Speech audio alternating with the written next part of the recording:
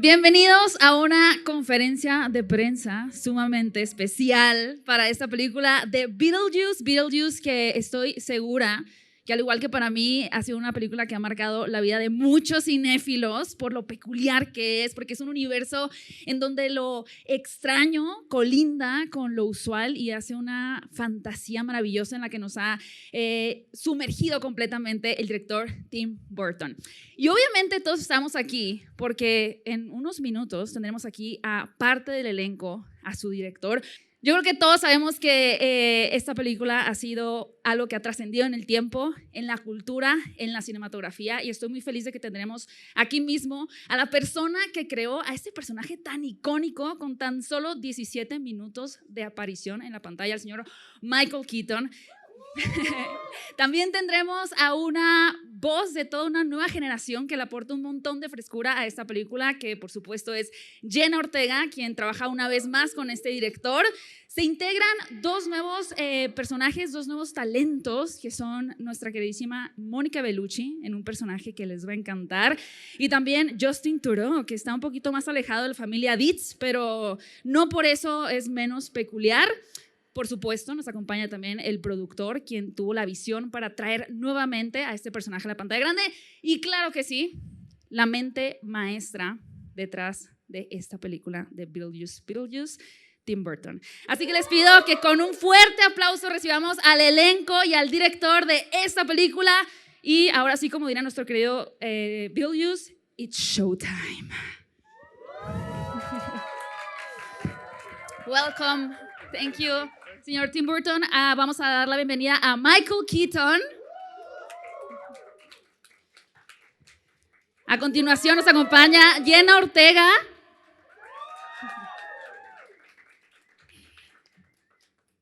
Por supuesto, la maravillosa Mónica Bellucci. También Justin Theroux. Fuerte aplauso. Y el productor Tommy Harper. Un fuerte aplauso para que empecemos con esta conferencia de prensa, por favor. Welcome, guys. You can have a seat. We're so excited to have you here. I mean, you can see here we have a girl dressed up as Lydia. We are huge fans of Beetlejuice in Mexico City. So first of all, welcome to our city, a city that loves also like death. We have a culture of that. We know. And I want to start by asking you, Tom, Mr. And Michael, we often talk about nostalgia in movies as something that audiences like because they can relive memories from when they were younger. But we can imagine what nostalgia means for you, for the cast, for the crew.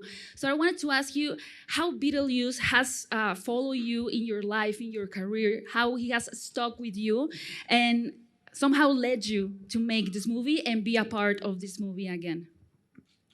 Well, for me, I mean, nostalgia is a strange word. I didn't look at this nostalgically. I looked at it like it was a character that I enjoyed and a world I enjoyed, and it just never left me. I mean, obviously it took like 35 years to make it again, but it was like something that just felt finally after all of this time and seeing how people, you get older and you go from, like the Lydia character going from a teenager to an adult, and, that's a journey we all take, and it's a kind of a thing. So the idea of like making like a weird family movie just felt really, really right. So to me, it wasn't nostalgic, it's just, I thought of it more of like a strange family, a weird family movie.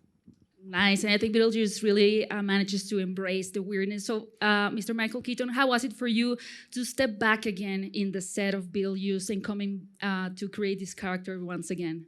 It was more difficult than I anticipated. Well, difficult for me. I was a little more nervous than I actually thought I would have been. It's at the end of the day maybe my favorite thing I've ever done in film. I mean, that's always a difficult thing when people say, what is your favorite movie? I can't really answer that, but if someone put a gun to my head, and hopefully no one will, I'd say if you had to say, just go shoot something now, this very well might be it. So to try to do it again, I think it's because I cared about it so much that I was nervous about trying it again. You know, if it was a thing of, you know, when I did, not to discount it at all, but when I did this movie, The Flash, I just, there was just one thing I wanted, one specific thing I wanted to get right. After that, I wasn't that worried really about that. It's just a thing I was always liked. And nostalgia is a funny thing because I never understood it, frankly. People say, well, I get nostalgic. And then one day I don't know what happened, but man, when it hit me hard. Because now I get weirdly nostalgic about a lot of things. And I never saw that coming. Yeah. Well, I mean, I felt it with this cast. You know, I felt like there's people I worked with before, new people, but it just felt like a weird family reunion or a weird wedding or a weird, beautiful weird event. That's nice. And speaking about family, a new member of this weird and amazing family is Jenna, And we have a question from Julieta, from Skyview, Mexico. I don't know if she's around, but she wanted to know, what challenges did you face in creating Lydia's daughter, Astrid, and giving her a personality of her own?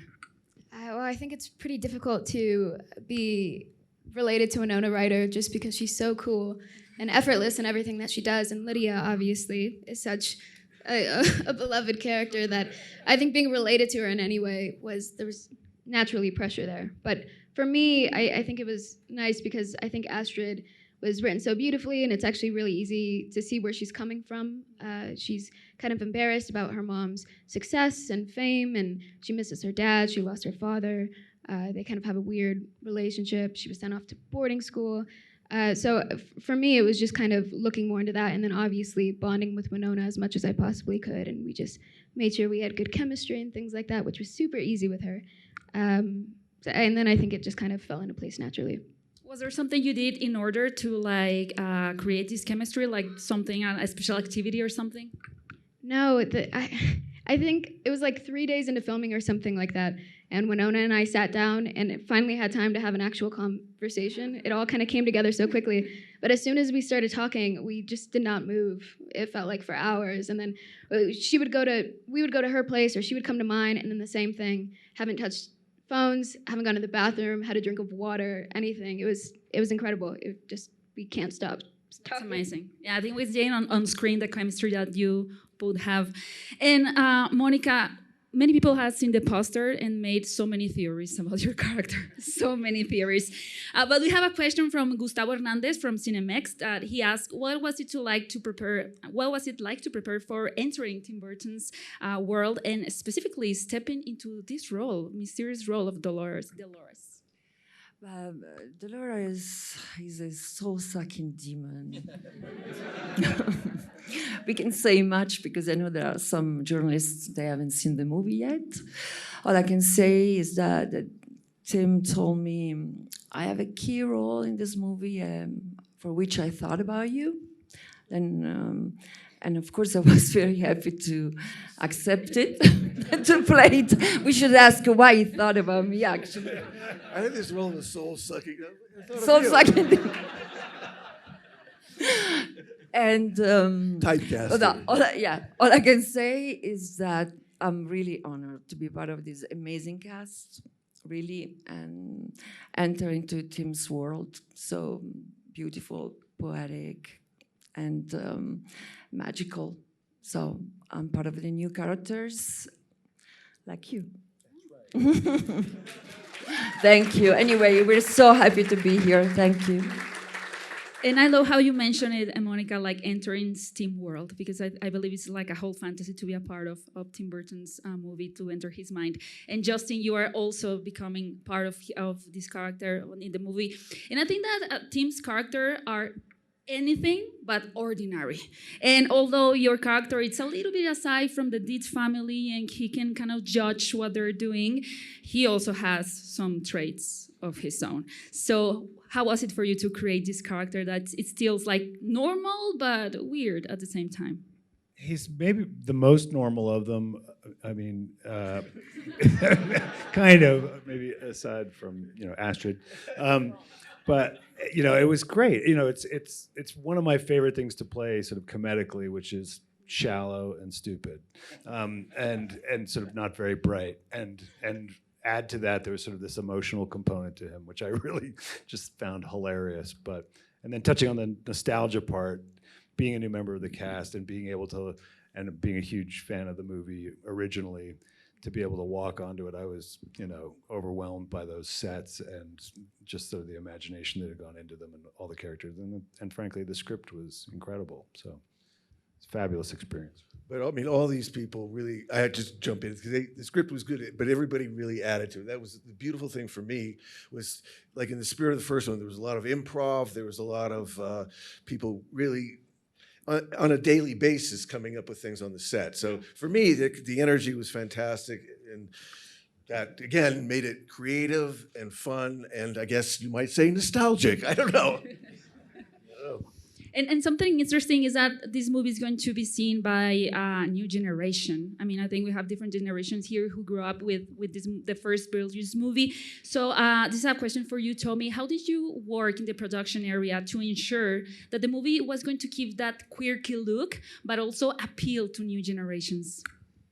Well, we follow Tim's lead. So, we kind of, it's about allowing space to create and giving the original fans a little bit taste of what they remember from the first film, but also making it new and original for the incoming fans that haven't seen the original film. So I think it's just about hitting the right buttons and letting people kind of get back into the world of Beetlejuice, and then throw a little sprinkle of some new items in. But it's really following Tim's lead throughout. Amazing.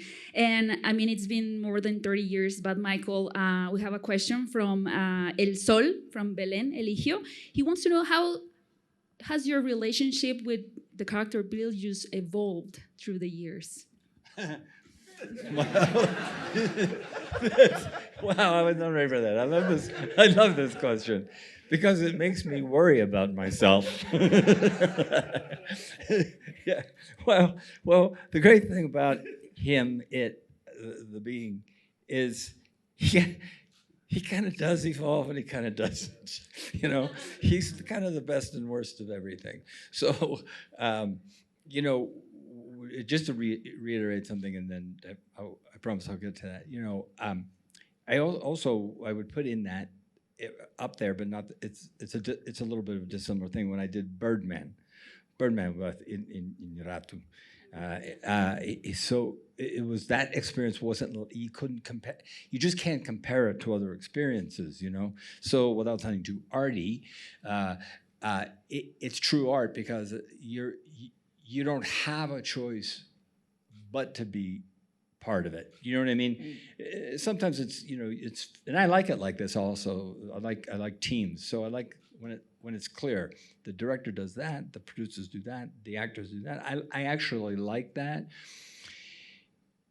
This is not like that. This is a true art experiment, a controlled art experiment, and where like Tim says, everybody had an idea, and he welcomes it, and it's such a fun environment to be in when that happens, because you're not discounted, you might have a lousy idea, but it's an idea because you feel free to do it. So, as that pertains to the question, I'm not quite sure, but you have to. It sounds on one hand silly to even discuss them, because to be really honest with you, I guess I could get actory about it, but the great thing about playing this thing was I didn't have to. It was, I guess I discount that sometimes in interviews too much, because I certainly thought about it, because I think about everything I do. It comes from, something has to come from it.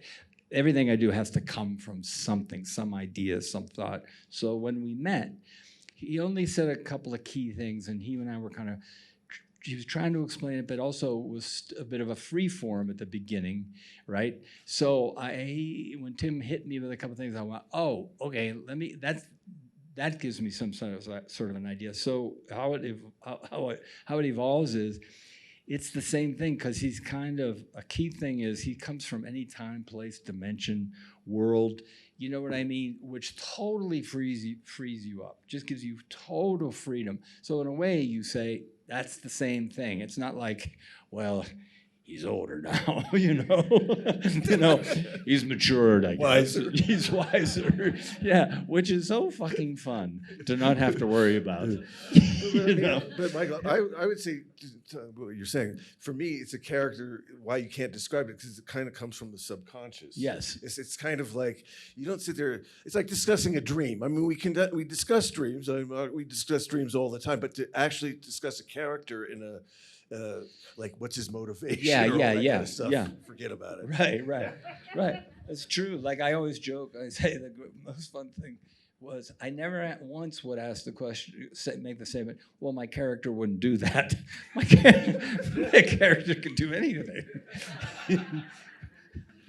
It sounds like a great freedom as an actor. Oh my God. Yeah. Yeah. And it sounds so surreal as well, stepping into this world. And Jenna, this is the second time you get to collaborate with Tim. And it's also the second time you collaborate with him in such an iconic title, right? So, of course, there are like a lot of expectations from the audience, from everyone. But I wanted to ask you, how do you manage your own expectations when you have to be a part of something like this big? Oh, I try not to think about it because then I think I would like, collapse and then not show up or something like that. But no, the iconic part, I think that's more of Tim's thing. I'm just so grateful to be a part of it, and I think all I could do is just try my best and show up and make sure I did my homework, which is easy when you have such an incredible film to look back to and refer to when creating something like this. I mean, if anything, it's really exciting to see how excited other people get about it, or how engaged people are, and how such a strange movie has touched so many people. So I think for me, more so the worry is making sure that we're doing it right, that we're as silly as possible, as campy as possible, which is really, really easy to do when you show up to work and there's a guy with his head sitting on the couch next to him, or you're trying to do your coverage and the camera's in your face, but you're having to lean more to the left because the ground is built like this. I think it was quite easy actually to, play and be a part of the world once you were there. But she fit like a glove. Like it's not as I don't mean to speak for you, but I would guess it's not as easy to do. Winona and they're somewhat grounded. Kind of, Catherine's eccentric and Justin and all the other characters. But that's not an easy thing to do, and to get the tone. What I noticed when she showed up said she just gets this. She just totally understands how to be in this thing. Just which is I don't think an easy thing to do. Yeah, no, I will say that. I don't think anybody else did. No. No, I was so confused. So confused. Also, what I'll say about this one that I think people might really enjoy, but I personally enjoyed, especially getting to play that out with Winona, is there's a little bit more of an emotional, heartfelt quality to this one, I think. There's more of a through line, so that kind of was my role, I guess, is in the middle of everything to kind of help ground things or, make things relatable and personable for people. So I think that was really the main struggle, is making sure I got that right, and it didn't feel like bad dramatic acting in the middle of something that is supposed to be fun and entertaining and exciting. The dramatic essence, right? Right. How to manage that. Well, you did it amazing. Congratulations. Gracias. And we have a question for Mónica from Aaron Navarro de La Crónica de Hoy. Well, we mentioned that you are a villain, Simon Soul Sucker, right? But he wants to know. I don't say this anymore. I'm going to say she's a demon. She's a demon. No, although I can say that she has scars, and we all have emotional scars. And she's a metaphor some way. But in Tim's movie, there are always deep subjects, even though this is a comedy, a dark comedy, but still a comedy some way. But there are always deep subjects as life, death, love. Because Tim knows how to create situations that are scary and unpredictable and shocking, but at the same time, even situations that are full of emotion. And so he knows how to create and to make different feelings. I think that question was what inspired you to bring her to life, and I think that's the answer, right? Would inspire me that she comes from so much pain, but some way she comes back full of scars. And Justin, we have another question for you from Ruby, from Oye 89.7. He wants to know, what was it like to enter the world of Beetlejuice, because it's a movie that has like a really unique aesthetic and quirks. It's weirdly an aesthetic I love. Like, I love black clothing, and I love, sort of, that, but it's just a completely heightened, insane version of it. So, as I said before, to sort of step into it after having observed it or seen it reflected in pop culture for so long, and obviously being a huge fan of Tim's work writ large, it was just kind of incredible, and everyone sort of has their own little movie happening within this movie. Everyone has their own very, very, very specific point of view, and again, that's large credit due to the script, Tim's vision. So it's just kind of fun. It was, and it is so fully realized.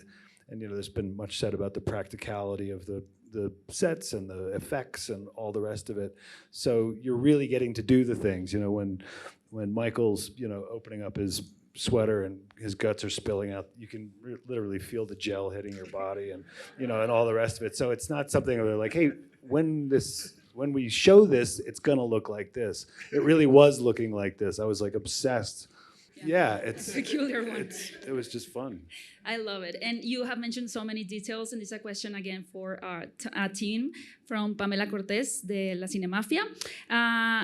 Since you are a filmmaker who has a deep love for Mexico, a country which actually has a profound connection to death, how has this inspired you, your work on the film and throughout your career? Yes. Well, I think this film in particular is, it kind of is, we were talking about this last night at dinner. It's a perfect setup for being here, for starting the tour here, because all the great visuals that kind of you can lean into Mexico and lean into the vibe of it all. And as Justin was saying, every day showing up on the film and just walking in and seeing the great sets and costumes and the actors is a gift. And so we just want to give it to the world, and we love being here. And I think kind of having the vibe of the entire film and letting it and showing 20 plus minutes of it here and getting everybody's excitement around it is very special to us. Okay. And Michael, as I mentioned in the introduction of this press conference, we only get to see 17 minutes of your character, and that was more than enough to make him an icon. I mean, not more than enough, like I cannot stand this guy, just more than enough to make him an icon. It was the best 17 minutes, I guess. They were the best. But See what I mean about him? I wanted to ask you, was there something you were eager to explore in the first film that you were able to do in the second one? I had such, I keep saying this, like he didn't have any parameters. Tim knew exactly what he wanted always. It's very clear, actually. So I keep saying I had the freedom to do anything. Well, you're within the boundaries of this world, do you know what I mean? So, no, it was really more, in fact, I'll tell you the truth. In this one, I'm pretty sure if I really went back and looked at it, yeah, there's a ton of improvisation and a ton of, I just create things, and Tim either says yes or no, mostly yes, because it'll spur an idea in his head, or Catherine will come up with something. And so there was all that, creation on the spot. But the script was actually quite good going in. In this case, and I'm not saying it out of false humility, because I don't frankly have any false humility. No, no, I'm not saying that. It's really spread out in the story and the cast more so, without giving too much away. I mean, yeah, he is what he is. He is what he is. He's that anarchic force. But there's more. there's, I don't want to say more to go around, but everything has a little bit more, all the other characters and the rest of the storylines resonate, I think, a little more. First of all, I was kind of surprised at how emotional it is kind of toward that. It's very kind of heartwarming in spots. Not too much. Not too much. Don't get too excited. But no, just kind of show up and do the function like you're supposed to function. But really, it was, wasn't.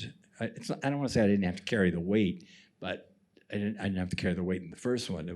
It's spread out a lot more in terms of folks stepping up and doing what they do. All right. And Jenna, there's a line that Astrid has that is, I think it's fascinating. She says something like, the afterlife is so random. And I think that you're going to be also the voice for a new generation who maybe hasn't seen Beetlejuice. So I wanted to ask you, how do you think that this movie is going to reach a new generation? Oh, man. That's such a good question. Well, I'm trying to think. Well, I think there's something...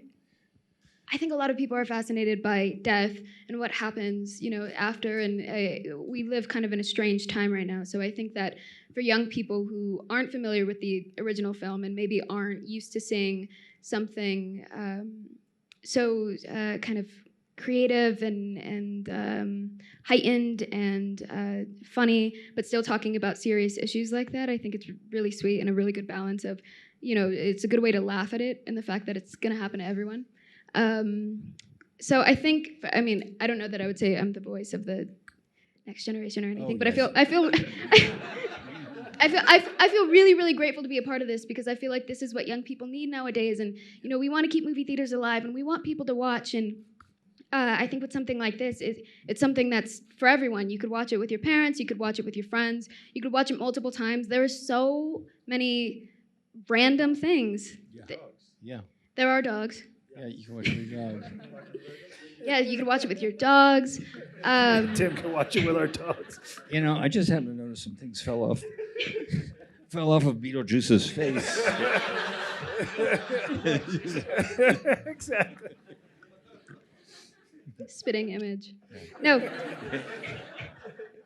But it's true. It's for everyone, for everything. Like, you could watch it a million times and still not pick up on all the little, details in the film. So I think there's something about that where it's that you could just go back and it never gets old, which I think is really exciting for young people to see. It is. And speaking about the details, as a final question for Mr. Tim Burton, this is from Los 40. There's been a lot of talk about the return of practical effects. How did the filmmakers, everyone here, decided which scenes would benefit most from using practical effects and which one might be better to use CGI? Well, I don't think we used any CGI. I mean, we kind of did. We went through the thing of doing everything practical, and even when we didn't do it, it wasn't really CG. We just do old-fashioned kind of matting, So we really didn't do anything that we didn't do on the first one. We didn't I can't recall any CG at all. So. We just because like Justin said, it was important to the spirit of the film that everybody got in there and felt it. It just made it more emotional. It made it more personal. It made it more fun. It made it more, like I said, in the spirit of the first one. I mean, I didn't even watch the first one in making this one. I just went and did it feeling the characters and feeling the people and feeling it. And I really didn't. I didn't because I felt like I started to look at it. I go I didn't understand it to begin with. So what am I going to learn from this? And I made it. So so I'd rather just kind of treat it like it's something emotional, but made it feel new, but using all those same techniques. So that was just, again, part of the spirit of it. So that made it easier for everybody, the actors, to comment on, and just made it more present. It made it more like we were there actually making something instead of thinking about what it was going to look like later. Yeah. And, early on, when he and I, through the years, we would go, what do you think? You have any interest in doing it again? There were those conversations. The one consistent thing was don't not too much technology. You know, I just knew it. And Tim said, "Don't worry, that's never going to happen." There was always an agreement. If we ever did it again, it had to be handmade, because I don't think people consciously understood when they first saw it. Now I think they do, actually, but I don't think they consciously understood what it was about how they, you know, the attraction. You know, first of all, it was just really creative and fun to watch and funny, but I don't think people consciously understood what they were drawn to exactly. You know what I mean? Because that's a hard thing. You're removed a little bit, as brilliant as things like, you know, these movies I see. I mean, I'm in the business, and I don't understand how certain things are done in movies I look at. It's mind-blowing, the technology, just unbelievable. But you know, there's a tiny, tiny separation, if you ask me. There's a subconscious, tiny little bit distance. You know, I think we don't even know it now, but I believe so deep there is. In this, you can't put your finger on it, but and so for us to be in the environment, I can't tell you how much fun it is out of the corner of your eye. You know, see somebody like with fishing line pulling something, you know, like a cat's tail. Yeah, like a cat's tail. It's just the most fun, you know. It's like being a kid, you know. Well, I think everyone in this room, or at least I hope, are going to enjoy this amazing movie, Beetlejuice Beetlejuice, that it's basically a celebration of the eccentric, the weird, the beautiful, of the beauty of life as well. Like all of you.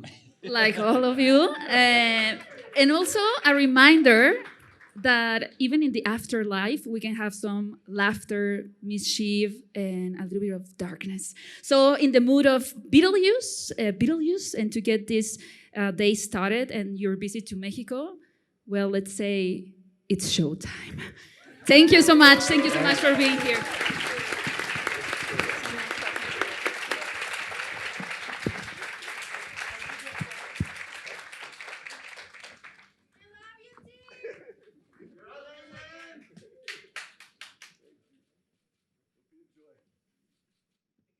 Otro aplauso.